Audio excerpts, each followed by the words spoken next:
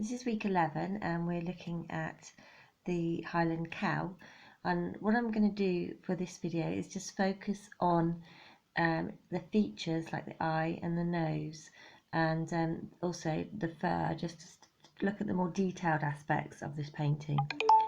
So first off, when looking at the eye, I would like you to really see if you can create a sort of a glassy, transparent effect to the eye. So once you've drawn out the basic shape and painted in your darker tones, so that's the pupil and the darker shades of the iris, you can start to bring in some slightly lighter tones. So I'm mixing up for his green eyes a very pale green to add some more light to bring out the 3D elements of the eye. So I'm working with quite a fine brush, and I'm going to add a small amount, 2 small amounts in different places. Now what that should do is start to bring the eye out slightly, and I'm also going to add, for where the whites of the eyes are, a very, very pale blue. Again, trying to create a sort of slightly transparent look to the eye. So just working across where the light's reflected, I'm just going to add tiny little bits into those areas to show a sort of sense of reflection as well. I'm also going to approach the whites of the eyes and add some shadow into them. So for that, I'm going to mix up a little bit of grey and just a tiny bit of burnt umber, and just add that into the corners of the whites, again to see if I can add a little bit more depth and dimension to the eye. So very small brush, and I'm also going to bring in again a slightly paler white,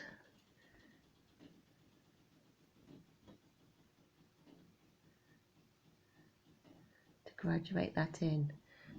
Okay, now I've left the top part of the eye with a bit of shadow.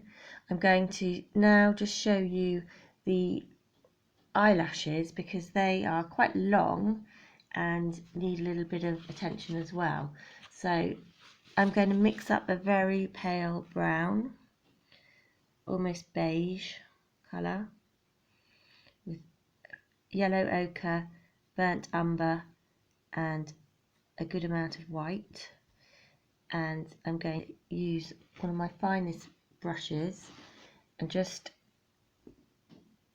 very, very gently in this area draw in fine eyelashes. Now it's important that you keep it fine and that you show the individual hairs just coming across the eye. So this in itself is sort of like the finishing touches to the painting, which I wanted to show you. I'm going to extend this lighter area just slightly around the top of the eyelid, and as well on the bottom, to emphasize that. So you've got contrasts here between very, very light areas and very, very dark areas, so that will make things stand out more. Also around the eye there's some very sort of individual strokes that you can put in of the fur, which will just give you again a little bit more definition. When you're painting the fur, you want to make sure it's got individual strands showing at the ends, just so that it gives it just that little bit more detail. So I'm adding to these individual strands, just to, as I said, give more feathery effect to the fur. And again, this is going to be your last finishing touches.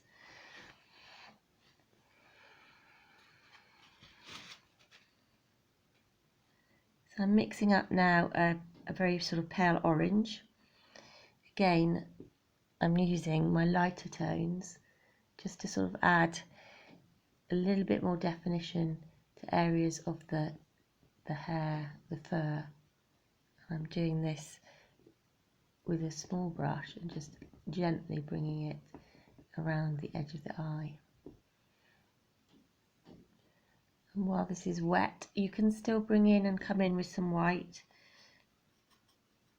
or the light beige and just add to that.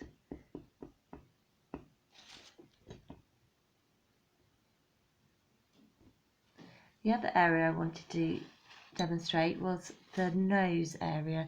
So I'm just going to show you how to work a sort of mottled textured effect into that. So obviously you're starting off with your darker tones first, and I've mixed up some purpley pinks, and I have a small amount of grey as well, and I'm just adding those into this top end of the nose, which is quite light.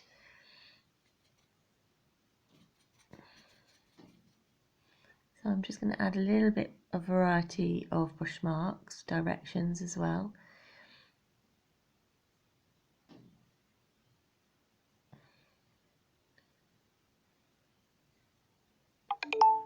I'm just working over the top of an already applied darker tone, just to give that little bit of texture. So I'm adding some very light oranges as well. And I'm just dabbing with my brush so you can see the brush strokes. The other area I'd like to show you is this area underneath the mouth here. So I'm mixing up a very pale orange, and I'm mixing in a tiny bit of burnt sienna with it and white,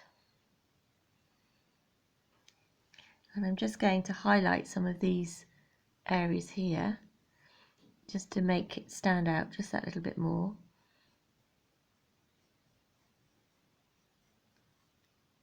And what you'll find with once you've done several coats of the fur, you're going to want to make it stand out even more. So add individual brush strokes to those areas already painted just to show some individual hairs. Depending how detailed you're working as well, some of you may have opted to work in a more painterly style with larger brush strokes. So depending on how you're working, think about the quality of your marks, and the main aim is to get the fur looking realistic and looking like it is a sort of like a really sort of hairy animal, which it is.